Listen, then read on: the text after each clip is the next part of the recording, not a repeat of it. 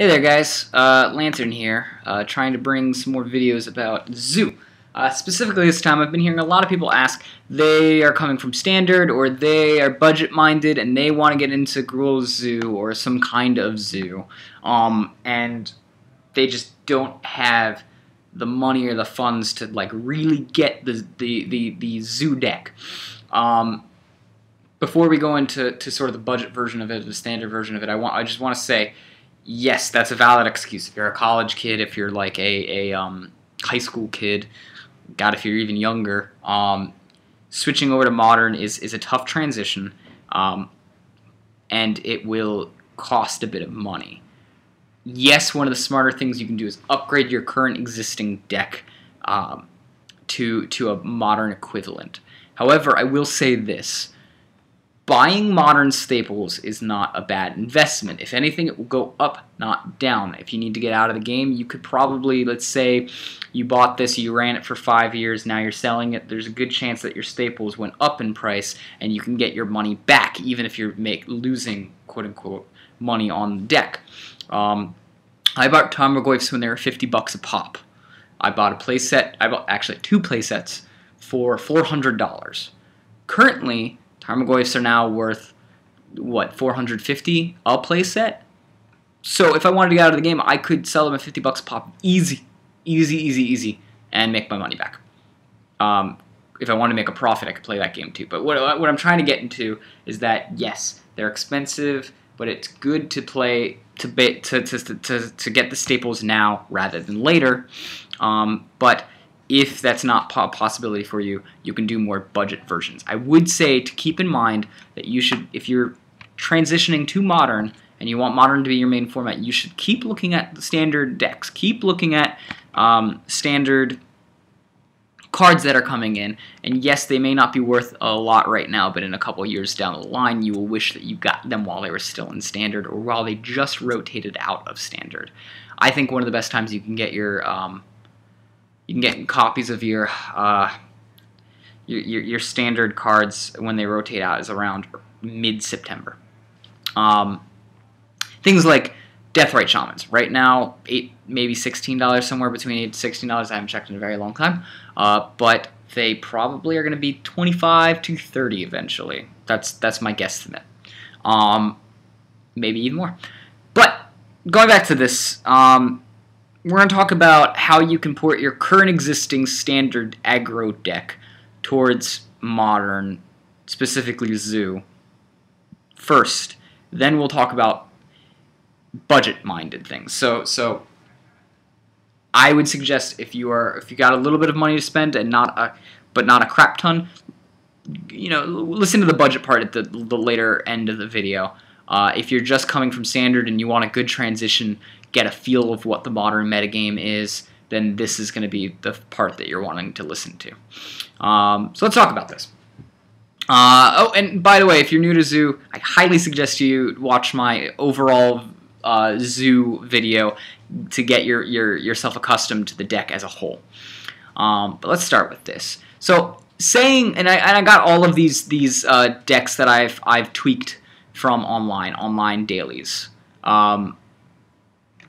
Say that you're just coming from Standard and you've got yourself an aggro, a Gruel aggro deck, and you want to port it over. That's cool. We'll talk about some of the card choices then as to, and I tried to keep this as much as possible with the cards that are currently in Standard that you can port over. Luckily, Gruel Zoo is one of those wonderful decks that there are a lot of cards that port over very easily. Let's talk about the choices here, and we'll go from left to right. Mountain is a mountain. I mean, you're not going to get any more basic than that. It's your mountain. The deck that I ported this from online had 11 of these guys. Modern, unless you're playing a monocolored deck, you really don't want 11. If you're playing a dual colored deck, you want closer to 5, 6, 4, 3. That's good for you. If you're playing a tricolor deck, you'll be lucky if you can even fit one of each basic. But since this is a dual colored deck, we've got 4 mountains. We've replaced mountains with quote-unquote better cards. The version of the deck that I saw being run online had 2 Temple Gardens.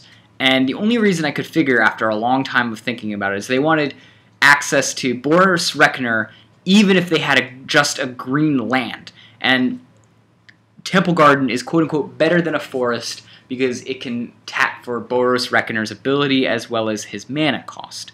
You negate that in Modern because Modern you have access to a billion different ways to get green and red in the card. So it's not necessary to have the green or to have the white in it at all. That being said, look at the card that I replaced some of the mountains with.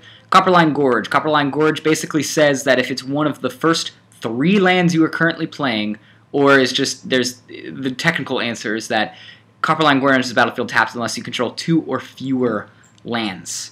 So if this is the 3rd land, it will come into, if this is the 4th land, if there's already 3 lands in the battlefield, it will come into play tapped. This sometimes happens when there's mana-based destruction, and this may have been your 4th land drop, but you only have 2 lands in play. It'll still come into play untapped. It's called a fast land. It is very fast. That is your sort of after your 3rd land drop, this deck starts becoming less useful. And you should be on the cusp of winning, so you don't really need mana after your 3rd land. Really, you don't even need mana after your 2nd land. However, the mana base, I think, is 21 lands to support the fact that we're running Boros Reckoner and 3 converted mana cost cards. I completely took out the 4 converted mana cost cards. We'll talk about that after we get there. So you got your Rootbound Crags that you're used to, your Stomping Grounds that you're used to, your Copperline Gorges are new, Mountains you're used to. 1 forest, the deck doesn't normally run a forest in Standard. Reason why it's in here is because you will get Path to Exiled. Path to Exile is a card here. In fact, you can use it yourself.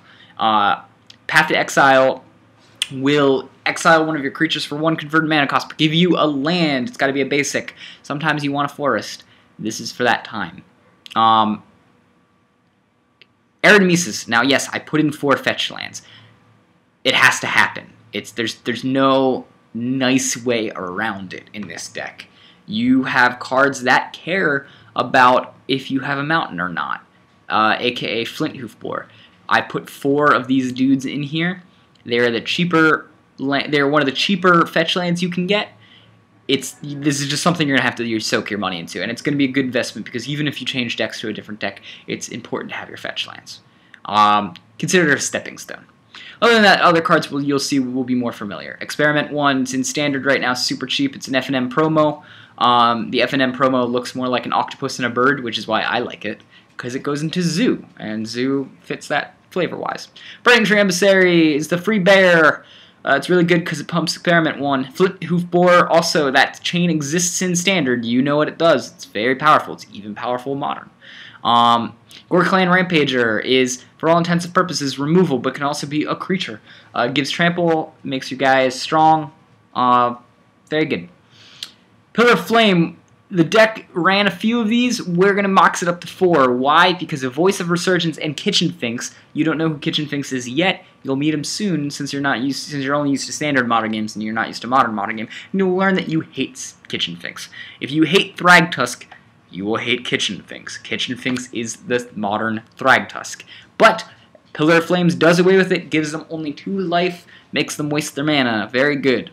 Goblin Guides. No more are the days that you're running Rakdos Cackler or you're running, Stormkirk Noble. Goblin Guide will hit for harder and will hit more often and will hit quicker.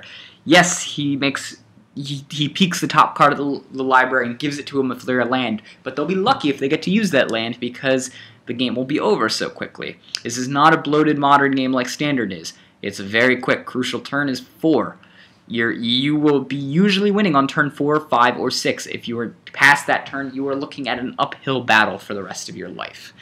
We focus on efficiency here, not stalling the game like Modern does or Standard does. Lightning Bolt. Remember Searing Spear? How about 1 mana cost less?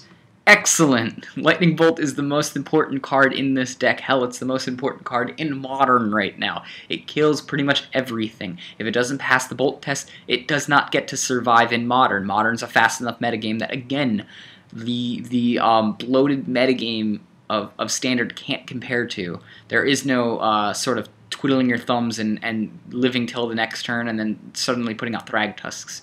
You will die quickly before that to combo, or you will die quickly before that to burn, or this deck if given the chance. So you can't rely on that. Boros Reckoner, it's in the 3-drop. Again, we're trying to cut down our 3-drop, and we completely cut out the 4-drop.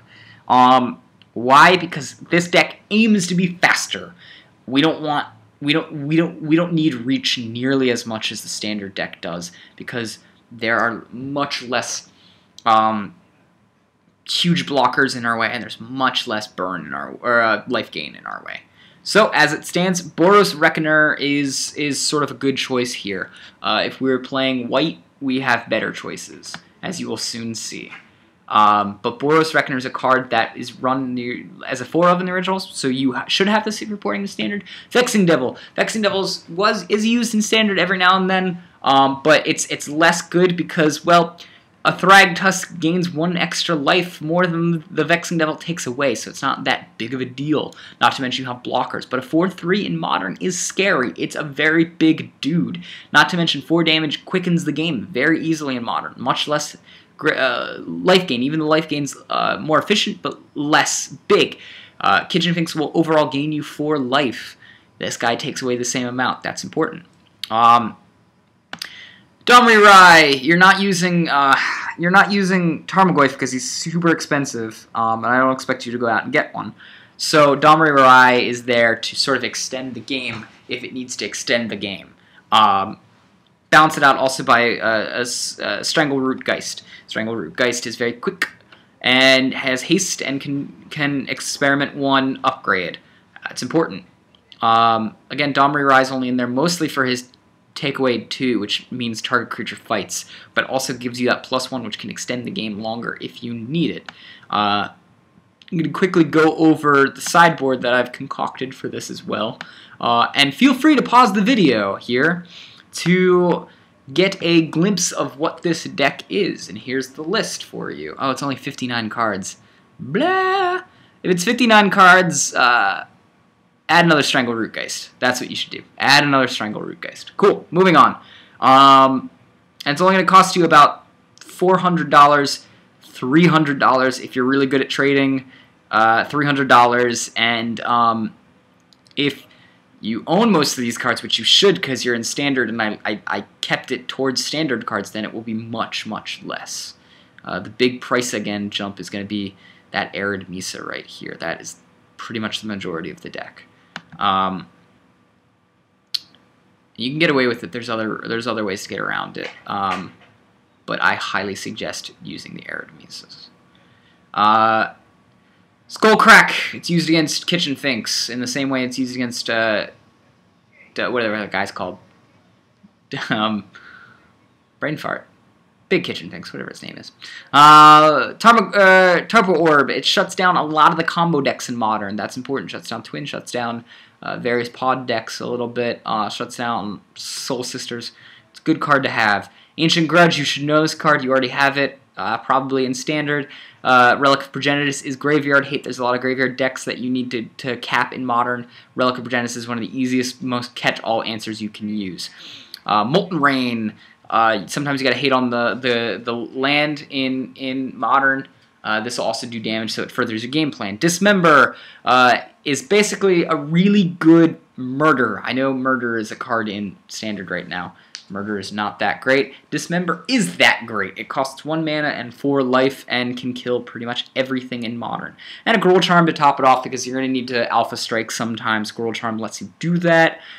Sometimes it gets rid of flying tokens. Its other function of taking back creatures that have been stolen from you, sometimes relevant, but I thought a Gruul Charm would be the best thing to add as the last slot since you probably have it in Standard. Let's go on to say that was your Gruul aggro to Gruul Zoo transformation. Let's talk about Human Naya Blitz now. Human Naya Blitz is a deck. It's not a deck in Modern because it's not as good. I would say this is probably tier 1.5. This is probably tier 2. Again, let me flick this over here. So this is probably tier 1.5. This is probably tier 2. If you really cannot afford the transition that much, I highly suggest this deck because it only has a few new cards that you might not know. Grim Lavamancer was in Standard not too long ago. You might have had access to it. It's very cheap now. Other than that, the only card in this deck that is new is stuff in the sideboard, Mutagenic Growth and Path to Exile. Let's go over the deck. Cavernous Souls. That makes this deck, because it's a tribal deck, possible without the need of a fetch land. That's important. This sort of would rather have a fetch land than anything else, but you can get away with using something else. This is tribal, so you can get away with using Cavernous Souls, and it will mana fix the deck no matter what you need it to mana fix. This is a pretty much purely, yes, you can use the fast lands I was talking about last time instead of things like Sun Petal Grove, but you're using so many shock lands that you might as well just use Sun Petal Grove, in my opinion. And if you were going to use the fast land, it's Razor Verge Thicket, by the way. But I like this, and it also makes this guy big. You could use a Curd Ape too if you wanted to for it. Boros Elite is a human. It can be a 3/3 on attack. Human that's free. Parish Champion of the Parish gets a bunch of 1/1 counters on it, as does. It's basically a white, in this deck, a white Experiment 1. Experiment 1 also gets counters. Mayor of Averbook gives a global pump. All the stuff you should know about Thalia, which is pretty good in Modern because it disrupts combo decks. Actually, having the main board is very good in Modern because it disrupts combo decks. Grim Lavamancer, you're not trying to super out mana like you were, so I replaced the Avacyn's Pilgrim with the Grim Lavamancer. You'd rather clear the way in Modern than ramp. So this will do more damage. It'll provide reach and clear the path for you. It's also a human wizard, which does pump Champion of the Parish and does not pump Experiment 1, but that's what you get. However, something to note that if this is already in the field and you play Grim Lavamancer, it will pump Experiment 1 as that's the static, so it's going to enter in as a 2/2. This guy's in here as it pumps Experiment 1. That's pretty important. It's also got haste, which is cool. I know that's not normally in the deck, but the 2-drop, which was Hamlet Captain, is not nearly as good as Flint Hoofbore in Modern. You have Titanic Growth. That sucks in Modern. Mutagenic Growth is better. You can do it for free and save your creatures. Boros Charm also saves your creatures and can dome people. Path to Exile is sort of your catch-all, as it will kill any creature, and you're using white, so there's no real reason not to use it. It's a little bit more on the expensive side. It's about $3 or $4 per pop, but it's going to be worth it. Lightning Bolt, again, we talked about Searing Spear and how much it sucks in comparison to Lightning Bolt. Lightning Bolt is the best card in Modern. Alright, let's go over the sideboard. Again, pause the video if you want to see the how much it costs and everything. This is cheaper. It's about $300. Even on a bad day, it's about $300. If you own most of the cards from Standard, you can probably trade for the cards you need very cheaply. We're looking at the more expensive one. Grim Lavamancers as a playlist seem like they're around $13, but that's true. I think you could probably get them around $3 a pop. Make them $9. I don't know. I think that's cheaper. Champion Parish. Funnily enough, this is kind of more expensive because of Standard. Path to Exiles, yeah, $12. So this is going to be a bit more pricey. There's about $6 a pop, $8 a pop, whatever. It should be cheaper now that they're in Modern Masters. This site's not very great on the price, but that exists. This sideboard's not too different than the other sideboard. You got Molten Rain, you got your Pillar of Flame to take care of things. You've got your Graveyard Hate, your Combo Hate, your Artifact Hate. You got Path to Exiles because they get everything. And Qasali Pride Mage. Also, it looks like my Graveyard Hate didn't update here. What you should be using instead of this is Rest in Peace. You have no Tarmogoyf, you have no fear of that. The only thing it nullifies is your Grim Lavamancer, but if you're residing in Rest in Peace, you probably need the Graveyard Hate more than you need your extra burn on the side. So Rest in Peace is better than this Relic of Progenitus, especially in Modern, where it needs to hit things like Living End. So, that's your transfer over from whatever you call it, standard to modern. Let's just talk about a few more things that you might need to know. The modern metagame is much more efficient. As such, you need to be more efficient. All your answers need to be cheaper. You should think about things like this. I could use Searing Spear or something like that as my two mana burn spell. However, Searing Spear does only 3 damage to target creature or player for 2 mana, whereas Lightning Helix does 3 damage to target creature or player for 2 mana and gains me 3 life. That is a 6-point difference there. Also, Lightning Bolt is way better than something like Searing Spear because it costs just 1 mana less. That's a strictly better card. Let's talk about things like Titanic Growth over Mutagenic Growth. Mutagenic Growth, yes, only does 2+2, where Titanic Growth does 4+4. So, for technical sake, it is a double Mutagenic Growth. However, it costs more mana, and Mutagenic Growth can sometimes be free.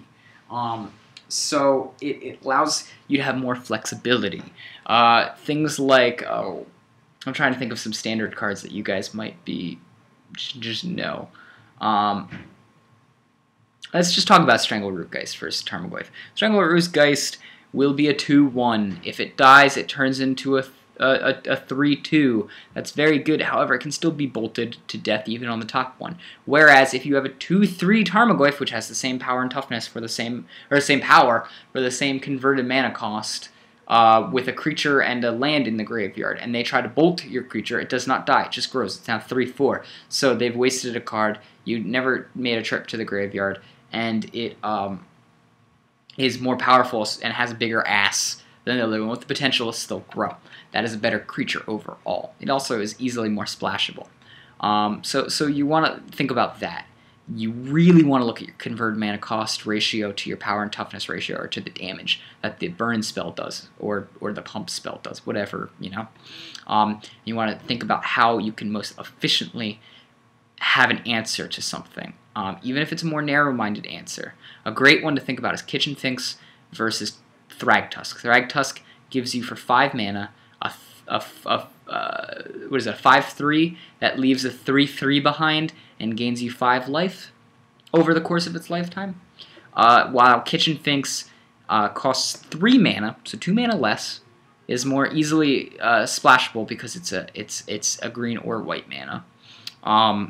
So you don't need any green in your deck, or you don't need white in your deck to do it. You just need one of those 2 colors.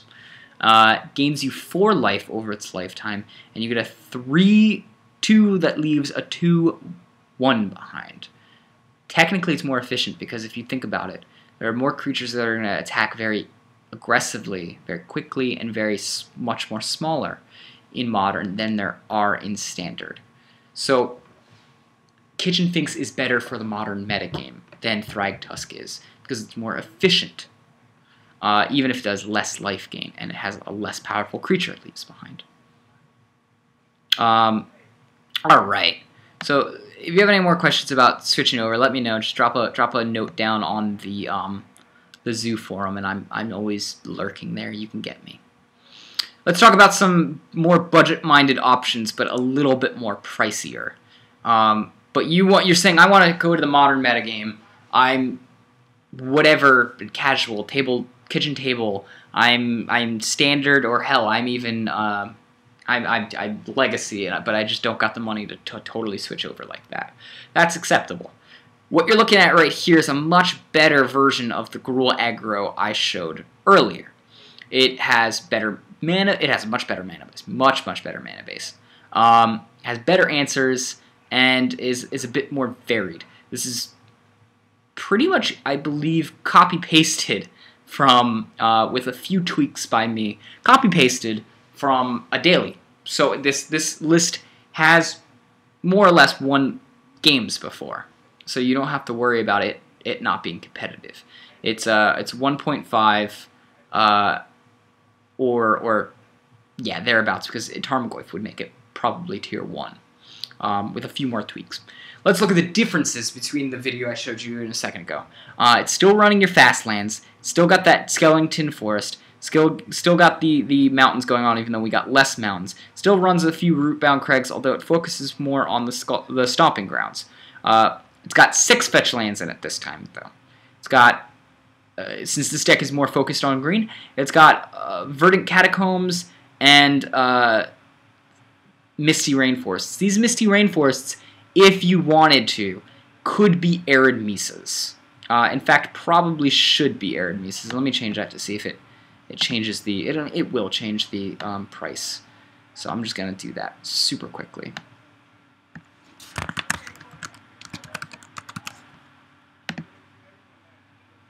Yes, it'll change that. It'll change the price when we get to there. Alright, so we got Arid Mesas now instead. Yes, this is a good deck. And Arid Mesa will fetch you your red anyways that you need. You just gotta go get yourself a stomping ground. And the only difference is the fact that you can't get a basic forest with this. But it shouldn't matter because you'd be able to do it with this anyways. Since we have more fetch lands, we can afford a little bit of a better creature setup, namely Curdape. Curdape was so good at one point in Extended, he was banned. Why that made sense that they didn't ban Necropotence, who knows? They admitted that was a mistake. But Curdape is generally a 1-mana 2/3. Now that's like a Rakdos Cackler on crack, because he can even block, and he's got a big enough ass that he can block. So he's the main difference. We got a bit more Strangleroot Geist, a little less Vexing Devil here because you're focusing a little bit more on your creature quality here, especially with the Mutagenic Growths and the Colossal Mites. Colossal Mites can be casted off of your Burning Tree Emissary to sort of giant growth a creature with trample. So it's very nice. Pillar of Flame is something you can easily cut these guys and go more on the Dismember and Pillar of Flame main board if you want. I would cut these guys down, cut these guys down, cut this guy down, and pump more Pillar of Flames and a few Dismembers if you wanted to go on that route. So overall, the deck's pretty much the same, except it's just got a better mana base. Can afford to use Curdape now, which evolves Experiment 1 a lot better. You have a much more aggressive deck, and can actually pull through with that aggression because of the Colossal Might that it can afford and the Mutagenic Growths that it can afford, because it's more creature heavy. Let's look at the grand total of this price. It's probably $400. $360. Is that actually cheaper than the Gruul aggro deck? I think it is because of the Boros Reckoner. Yes, it is. Ha ha ha. That's funny. If you own the oh shush. If you own the standard deck and you're making the transition, this will probably be cheaper for you. If you are not and you're going for this is actually a cheaper option here, and probably a better option. Without the Tarmogoyfs, it's much less pricey. Let's talk about Naya. I prefer Naya in the current meta. That doesn't mean that you don't have to, and it's going to be more expensive. But I think it's worth it because you get much better Tarmogoyf replacements.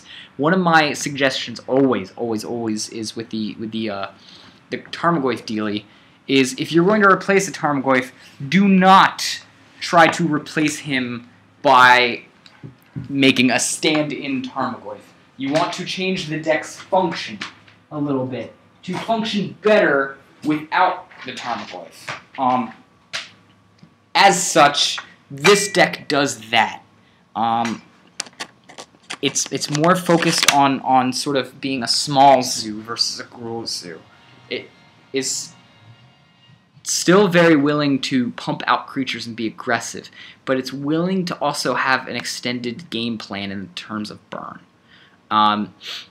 Yes, we are using fetch lands in here, and we're going to use a full whopping, let's see here, 4, 8, 9, 10, 11 fetch lands. So yes, it's going to be a bit more expensive side, but again, I can't stress how important fetch lands are in this metagame. Fetch lands will allow you to use other decks as well. Fetch lands, if you're just getting into Modern and you want something to last, fetch lands are the best investment you can make aside from shock lands.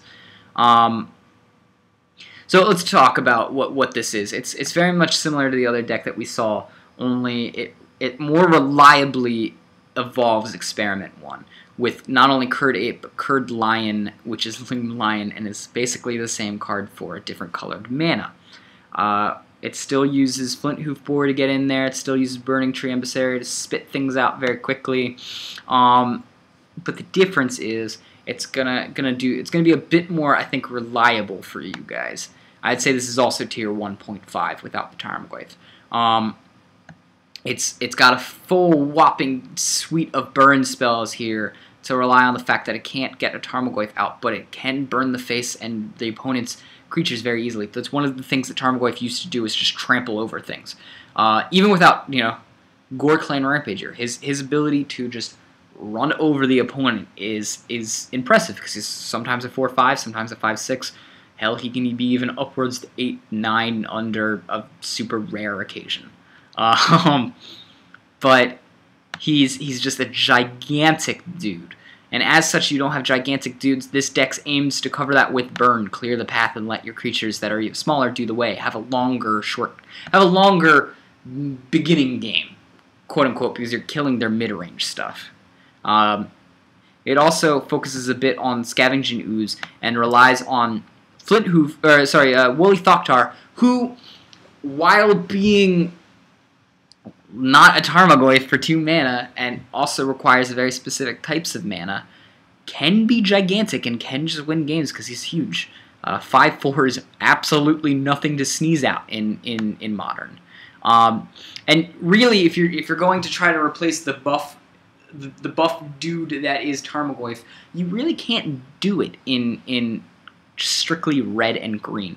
You need to start using white so that way you get access to things like Knight of the Reliquary, or Lexodon Smiter, or Woolly Thoktar. Now again, replacing him just strictly on the level of being a gigantic dude is not what you want to do, and that's why it's more focused on the burn that white also gives it.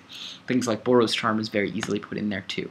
It's also got a Skeleton Scavenging Ooze here, Path to Exiles again to clear the way. Scavenging Ooze because Scavenging Ooze is actually a pretty good card. Have Graveyard Hate main deck is not a bad choice. And not only that, Scavenging Ooze, it's not a better Tarmogoyf by any stretch of the imagination, but this deck does like to play on the fact that it can rely completely off the graveyard, unlike your other zoo decks. Now, bear in mind this price is going to be higher because of the fetch lands. We're looking at $400, $500 here. Yes, that is not a super budget friendly here, and if I'm going to make a super budget friendly deck, it's going to be probably tier 2.5, because I can't think of a way to do it for under $300. We're getting $200, I can maybe do that, but it starts becoming very, very iffy.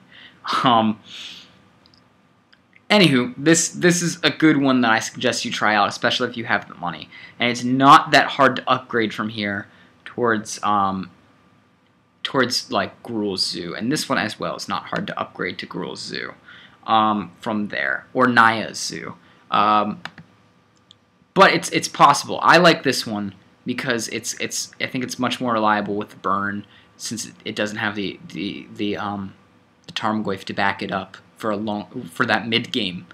And I think that this is you're going to see Zoo is going to eventually start going towards Naya colors, especially if Noctel gets unbanned, and especially if more good Boros colored creatures are getting printed, and Boros utility spells. You'll find that as the tools become available, the Modern base is there in Modern. There's no reason for Zoo to start staying just in 2 colors.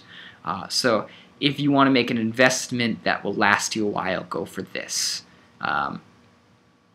Let's show some let's show some games of that deck. Again, this is the Naya colored Zoo that I put together, and I very quickly went over 2 different game ones just to try it out here. Now I'm keeping a 1 land hand. It's super risky. Probably shouldn't do it. I was only doing it because I have absolutely no clue what this deck is able to do.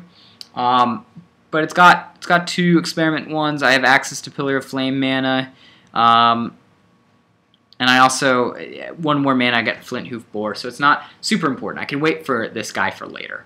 And I end up drawing a red mana, so our Arid Misa is going to go ahead and crack for Temple Garden.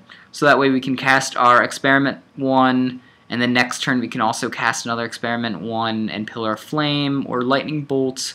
And we won't evolve it right away, but then we'll start evolving it with these 2 guys. So there's a Young Pyromancer. Young Pyromancer is, I don't know, he's a Young Pyromancer. Is he good enough to be the Broken 2 red drop in Modern? I don't know. He's in M14, which the patch hasn't come through yet on Cockatrice. So I'm not using it. I'm not testing it with him quite yet. But Pillar of Flame him again. We don't need to worry about a Tarmogoyf, so I don't mind that he's not in the graveyard. Swing for 1, whatever. That's not too big of a deal. I just don't want that thing on the board, especially if he's got like Epic Experiment, Infernal Plunges. Seems like just a bad choice. Yeah, he's some kind of Storm deck. A lot of kooky combos in Modern. Kooky. So I guess, yeah, his plan was to sort of Serum Visions, get a creature out there, Infernal Plunge, Epic Experiment for a crap ton, and then Grape Shot. That's actually kind of cool. I'd love to see this deck work, but I don't know. I thought he was a tempo deck. I didn't know he was a combo deck while I was playing him. But here we go. Woolly Thoktar, it's going to come out, it's going to be giant, going to evolve these guys. I'm going to hit for 4 plus have a Woolly Thoktar. I consider the fact that if he puts out another another Young Pyromancer, then next turn I can Flint Hoof Boar, evolve it again, and still have the mana to bolt. I luckily got my mana drops every time. So again, this guy is way bigger than a Tarmogoyf would have been right now. Tarmogoyf would have been a 1, 2, 3 here. Woolly Thoktar is a 5/4 all the time. I used to use Woolly Thoktar in Zoo even though I had Tarmogoyfs just because there was a crap ton of graveyard hate flowing around during when Jund was just becoming a very powerful shell. Here, again, we're going to Flint Hoof Boar. We're going to kill that thing. We're going to Flint Hoof Boar. We're going to haste it up there. We're going to hit for 3. 6. Yeah, he left the game. He rage quitted. Yay! He rage quitted, so that would have been 3, 6. 5 is 11. Flint Hoof Boar would have been 3, so that would have been 14. He was down to 15, I think. So that would have been him down to 1 turn. Yeah, and I like to say things after people rage quit. I guess I win, I guess. Alright, next game. This one's also a pretty short game. Again, you're not trying to... This is not Modern where you're going to expect a 7,000 turn game. This is going to be a pretty quick game. We're playing some kind of metal tempo deck, I suppose, here. I'm keeping this hand because I've got access to Loom Line turn 1. Turn 2, Burning Tree Emissary into whatever, who knows. Whatever I draw in the next 2 turns. Pillar of Flame is a good draw. I could Burning Tree into Pillar of Flame. That seems fine too. You don't always need to use the whole mana of Pillar of Flames. Just the fact, or sorry, the Burning Tree Emissary. Just the fact that you're getting a free 2/2, just a free bear, as well as a burn spell, is big sometimes. It's just enough. Whereas normally I would just burn spell and then have to pass the turn. At least I get some added aggression, a future shock on the board, if you will.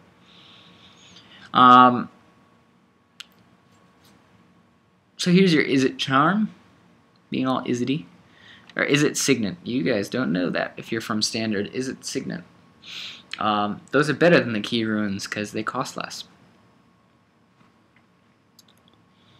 But Andrew, they don't have bodies attached to them. Well, we have man lands for that. So it's not as important. All you Standard people, you're gonna be spoiled with your Mutavault coming out soon. All those tribal things that you can do. Ooh, ooh, ooh. Mutavault's a really good card. It's really good in Modern, too, even without having Tribal. Some decks are counter decks that rely on countering every turn, then using Mutavault to eventually win the game. Icy-Crown Scepter is a scary card here. So I'm putting out another Loom Lion there. I came in this to play tapped. I'm thinking I get the same amount of aggression on the board regardless. This has a bigger ass, though, so it survives, like, shocks, if there are shocks or Pillar of Flames. And at worst, I can Burning Tree Emissary next turn into, if I draw a land, into a Lightning Helix. Or if I don't draw a land, still into a Path to Exile or a Pillar of Flame. Here I've got a lot of burn. Again, one of the reasons why you want to run this deck is you can burn the opponent out. I'm looking at 3, 6, 9, 10, 11 points of damage here on just these cards. If he doesn't have counterspells, he's up shit's creek. I'm thinking about what I want to do here. He just showed me that he's got an Engineering Explosives, which can basically kill either 2 mana cost cards or 1 mana cost cards. In this case, he's going to want to kill my Loom Lions because they have the biggest ass. They can't be they can't be killed super easily, and this is 4 points of damage swinging in every turn. I decide in the end to put out my Burning Tree Emissary because if he chooses to kill my Burning Tree Emissary with it, no big loss. I still get to do 4 points of damage. If he still kills those guys, then I still have a Burning Tree Emissary on the board to at least do repeatable shock damage on him. But I'm going to end up using Burning Tree Emissary into Pillar of Flame to kill the Trinket Mage. Yes, he could Spell Pierce that if he wanted to. I guess he just doesn't think it's really worth it because it's a creature. But even if I Pillar Flamed his face, it would do the same amount of damage that I'm doing right now. He would have blocked, but this is a more guaranteed way to just get rid of his creature, and I don't want it on the board to block my Burning Tree Emissary next turn. So he's got Academy Ruins now, which means he's going to constantly put Engineer Explosives on the top of his deck and nuke my board. That's what he wants to do, is eventually grind me out with this sort of like combo. This lock is what they call it in Modern. Well, in Legacy too, I guess. I draw a land. Woo! Just on time. I can burn him to death with all this stuff. But I'm going to just swing. I know he's got to blow this. If he doesn't blow it, you know, that's fine too. He's going to blow it. That's fine. He's going to deal 2 damage to himself. Seems sweet, in my opinion. With that Burning Tree Emissary. So I'm looking at, again, 1, 2, 3, 4, 5, 6, 9, up to 9 damage here. Bring his life total down to a pseudo, it's a pseudo what? 4? 3? 3? Yeah, 3. Pseudo 3. If he hurts himself with a fetch to shock, then I win the game. He's going to Electrolyze this thing to draw a card. Seems fine. Electrolyze is one of those good cards in Modern that it does a shock while draw you a card. It's basically waft off a controller, stuff like this. It's just it filters a card out while dealing damage. So he's going to keep the mana open to Thirst for Knowledge here. That's what he wants to do with this. He wants to Thirst for Knowledge for an answer to start killing me. Or he wants to Academy Ruins stuff here. I'm going to Bolt him because I'm going to be wary of a Mana Leak or something. He's going to Spell Pierce it because he's got nothing else to do, I suppose. If he Thirsts for Knowledge, it's not like that's going to make a difference. And I could pay the extra too, so that's fine. I just won't use my Lightning Helix. Now he didn't use any other counters, so I know he doesn't have any more counter spells in his hand. So I could put out Woolly Thoctar without any fear, as well as my stuffs. And if he doesn't draw any form of way to take this, and he can't take it with just what 1, 2, 3 cards, again, not being able to steal Woolly Thoctar with that Shackles, then he's looking at 5 damage next turn, dropping him down to 2, and I've got a redundancy plan of 2 burn spells to kill him. Even if he's shackled, and again, Shackle's one of those cards that is in Modern and can steal stuff. Let's see what would Tarmogoyf be currently. Tarmogoyf would have been 1. 2, 3, 4. It would have been a 4/5, so it also could not have been stolen by Shackles. So Lord Thoktar basically being a one-mana more Goyf here. But it did its job that it needed to do. In fact, it actually would have survived longer than Goyf would have in this situation. So is Goyf replaceable? No. Goyf is not replaceable in the deck. But you can shape up your deck to function without it, which is what I'm doing with these decks. So those are 4 different decks, one of them costing around $250, $300, another one costing about $300 to $350, another one costing about $300 to $450, and this one costing about $400 to $450. Most of the price tag is associated with like prime removal spells like Path or things like that, as well as your shock fetch land basis. But if you're coming from standard, you should have some of these cards in the first 2 decks that I showed you that would make it easier to port into modern. I'd highly suggest you still start trying to get other creatures and other modern staple cards you can while you're using that to add to your deck as you go on. But those are very quick transitions that you can make. I'm still in the process. Well, I've gotten all my fetches now and all my shock lands. I got all my Tarmogoyfs, but I'm currently in the getting Jund. I'm building Jund on the side. Just getting Jund staples like Liliana. I've had Liliana, but I'm getting Thoughtseizes and Dark Confidants, which are a lot of money. But I can use cards that I have that are still standard to trade with people who open Modern Masters. The card price hasn't gone down. If anything, it went up a little bit for the Mythic rares. For the rares and below, it's dropped dramatically. But for the Mythic rares, they've been about the same. And as such, but since there's more availability, and a lot of those availability come from standard players, I've been able to trade to them to get those cards out of their hands. I have 2 Dark Confidants right now, strictly from that. So it is possible to get a hold of modern staples pretty cheaply, pretty easily, but you have to be very devoted to the modern format. Modern is not something like standard where you can pick up and drop whenever you want. It is something that is stable. Sans bans. It's stable in the fact that cards will retain their value, even if they're banned. They're going to retain their value, and they will also. Decks will also generally always be around. Zugot was one of the first decks that got banned. It got hit not only through your Punishing Flames, but it also got hit with the Wild Noctowl ban and the Toolbox Green Sun Zenith ban. So it's if anything, that deck's been banned the most out of any deck other than, say, Storm. But it's still here. It's still functioning. It's not like it's gone. And it's actually a tier 1 deck. So yes, if you decide to switch to Modern from Standard, your cards will retain value. You will very rarely have to change your deck dramatically. Cards that were still used in Zoo back before the ban that are still used, you'll find there's a lot of them. Just to show you the deck that I use right now. Burning Tree Emissary is new, but also only costs like 10 cents. Experiment 1's new, but also only costs like 10 cents. Flint Hoof Boar was a little bit, but only costs like 10 cents. Credit was used. Loomline was used. Scavenging Ooze was used in Legacy, so I have it.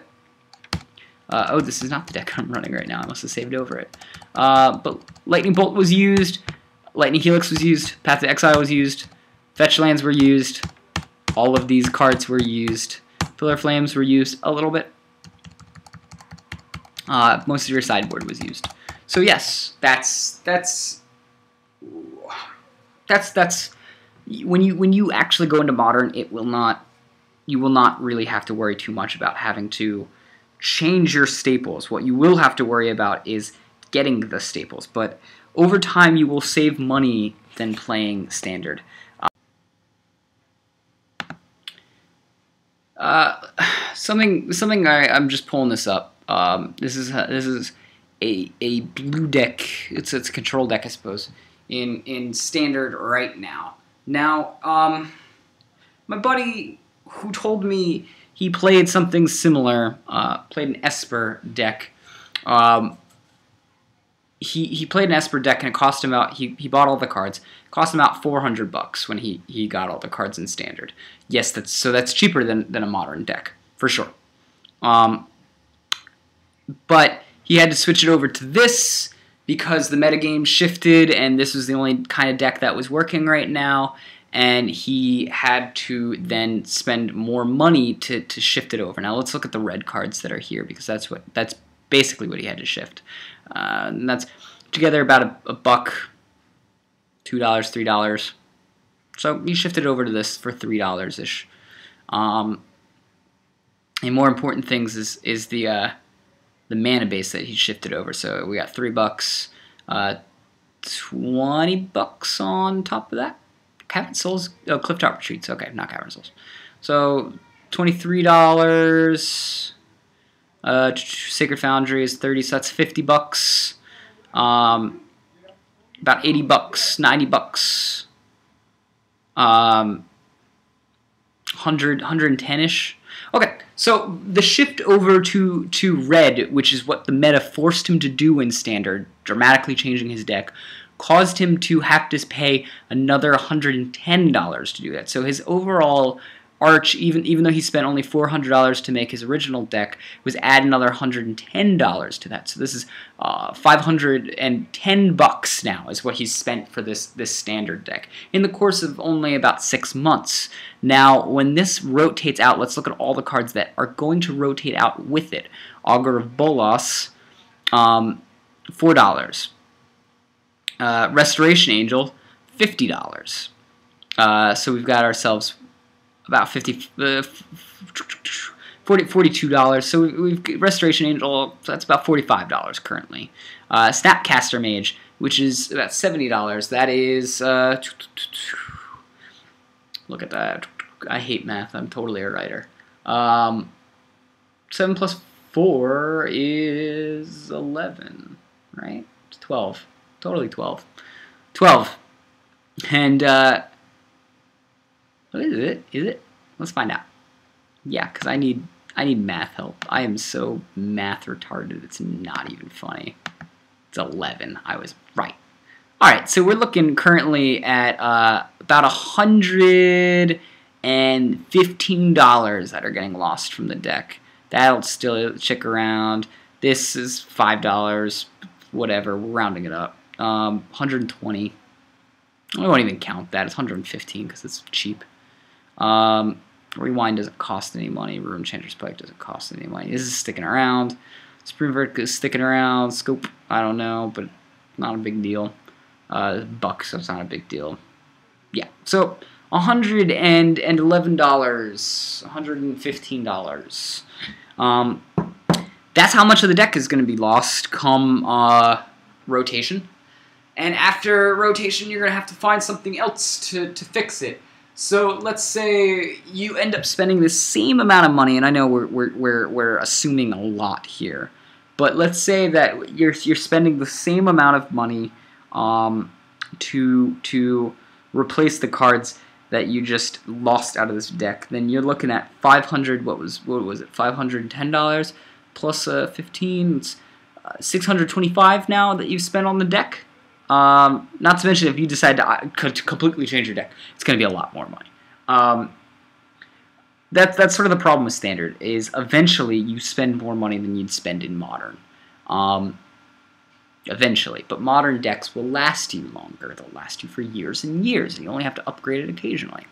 The big, and even if you can't upgrade it, sometimes there's just workarounds. So that's the big deal. And one of the worst things is, this deck isn't even the best deck in Standard right now. Right? Not even the best deck in Standard right now. Let's look at a ETG Online. Now, bear with me. I'm really out of touch with the Standard scene. I only know really about deck construction with Standard because that's the only thing that really relates to me in Modern. But let's look at the top couple decks of the last few days in Standard. That should be enough. So let's look at the last couple top decks in Standard. We've got a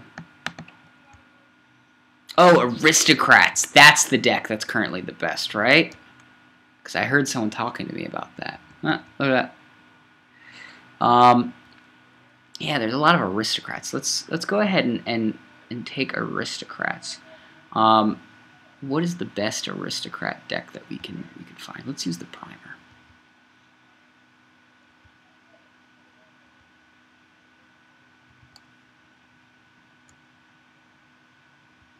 I guess Gruul Aggro has been doing really well, huh?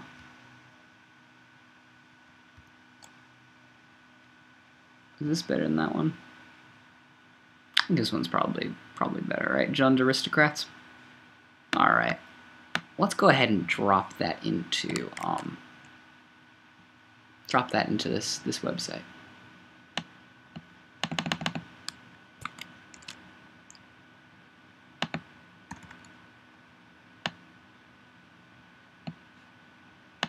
And find out how much it is entirely, and what will be lost from this deck. It's just a thought experiment. You can go ahead and turn off the video if you don't care about this bit. But I guess I'm trying to persuade you that Modern does not change nearly as much, thus is a less volatile format to invest in. Alrighty, $400. So generally Standard $400. Blood Crypt's going to stick around. Cavernous Souls is going to go away. So you're losing about $40 there. Dragon Skull Summit actually is going away too. So that's 45 we'll round down. Kessig Wolfrun's going away. We'll round up. That's 50. Tomb's sticking around. $12 added on top. So let's say $10 because we're rounding. $10 to what was it? 45 that we were saying. 55. Stomping Ground sticking around. Woodland Sentry's going away. So 55 plus 30. That is 80. Huntmaster of the Fells is also going away. So that's 50 on top of that 30. 50 on top of sorry, it's 50 on top of the 50, right? I just did my math wrong. I'm going to ramble a while for this, just bear in mind. I'm also going to use a calculator because that's going to make my life a lot easier. 40 plus 5 plus 5, so plus 10. Plus 10, that's 20. 20 plus 30. That's 50, so plus 50. And then plus 50 because of the Huntmaster of the Fells. Olivia Valdorin's going away too. So what you're telling me is that this entire deck is going to disappear. So we can even just stop here because we realize now the entire deck is going to go away. With the pretty much everything in this deck is going to disappear, with the exception of some of the mana base. Okay, so let's say you're playing the best deck in Standard right now, Aristocrats. Well, Aristocrats is not going to live much longer. In a few months, Aristocrats will be gone. What do you do then? You've just pissed away your 420. Well, you can trade some of the deck now, I suppose, to try to make your money back, but that'll never work out. I used to do that. It's eventually a losing game plan. So, and that's always one of the problems with Standard is the best deck in the format, because there's such a limited card pool that there's always the deck to beat, which in Modern there is just the current trend of deck to beat, which is Pod. Then you're looking at building a deck that is more expensive because everyone has to build it. It's pretty much at with that, this standard one, bear in mind, because this standard one's a little different. Mostly in standards past, like with Delver or Caw-Blade, you end up building, you either are playing the deck that is the best deck, playing the deck that can sometimes beat the best deck, or you are not playing a good game of Magic. Because of that, the demand for certain cards go up a lot higher, and it becomes way more expensive. You can even see that in the difference between the decks I showed you. With actually the modern deck was cheaper than the Gruul Aggro standard deck. That's just something that exists. Where if you're going to go ahead and pay $500 for a Magic deck, and it's going to lose value, why not trade your cards right now for cards that will not lose value? Go into Modern. It's more of a skill-intensive format, I'd say. Certainly not as skill-intensive as quote-unquote Legacy. Because there's more lines to play of Legacy, but there's more lines of play in Modern than there is in Standard. I can say that Aristocrats, in my experience, is the only Standard deck that feels like it's a Modern deck. It has this the same amount of like sort of micro-managing micro decisions that you have to make. So if you're going to spend $500, like, instead of, because you're going to lose your entire Aristocrats deck, instead of spending money on the Aristocrats deck, why not spend that money on Jund? Yes, it's going to cost more, but eventually if you end up spending $400 for a deck that dies, and then next year you pick up another $400 deck that dies, then next year you pick another $400 deck that dies, well, that is $1,200, and you could buy a Jund deck for that much. You can. You could buy a Zoo deck, you could buy 2 Zoo decks for that point. So, in this thought experiment, yes, if you're going to lose all your cards and you're going to have to buy it and pick up a new deck anyways, you should slip into Modern. It's a good time to do it, especially if you have the Shocklands. Anyways, guys, that was my gigantic rant on Modern and coming into Modern Zoo. I hope you guys like it. I hope this gave you some options of how to dance around Tarmogoyf and fetch lands. And thank you for watching.